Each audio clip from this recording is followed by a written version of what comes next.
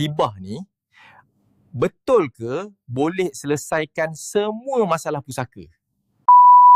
Assalamualaikum warahmatullahi wabarakatuh. Kita kembali lagi dalam siri Asas Ilmu Pewarisan 101. Jika tuan-puan ingin mengikuti topik-topik lain, jangan lupa ikuti dan subscribe saluran kami di Instagram atau TikTok. Dalam video sebelum ini, kita telah bincangkan apa itu harta pusaka, apa itu wasiat dan apa itu faraid.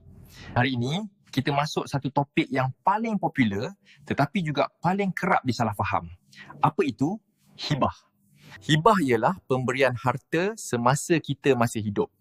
Maknanya, harta itu dipindahkan pemilikan. Bukan janji, bukan hasrat, tetapi betul-betul diberi. Sebab itu, hibah sering dianggap mudah. Dan ramai rasa, hibah ialah jalan paling cepat untuk elak masalah faraid. Hakikatnya, hibah memang dibenarkan dalam Islam dan boleh jadi satu alat perancangan yang baik jika dibuat dengan betul. Sering kali juga kita dengan orang jual skim hibah. Ini sebenarnya skim takaful. Benarnya ianya hibah. Tak salah pun. Hibah yang saya nak tekankan di sini ialah hibah harta yang sedia ada. Kesilapan paling besar ialah kita fikir buat hibah semua selesai. Sedangkan hibah ada syarat, ada implikasi dan ada kesan jangka panjang. Kalau hibah dibuat tanpa kefahaman, ia boleh jadi punca pertikaian. Dan dalam kes tertentu, menyusahkan waris yang lain pula. Ada yang tak fikir implikasi kalau buat hibah. Apa jadi kalau orang yang kita hibahkan tu mati lebih awal dari kita? Tak semestinya yang lebih muda tu mati kemudian.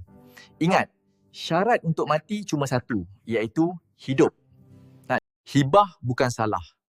Yang salah ialah menggunakan hibah tanpa ilmu. Dalam pewarisan, tiada satu alat yang sesuai untuk semua orang. Setiap keluarga, setiap situasi berbeza-beza.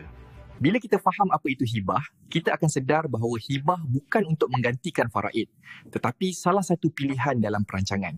Dalam video seterusnya, kita akan bincangkan satu lagi konsep penting yang sering dilupakan, iaitu harta sepencarian.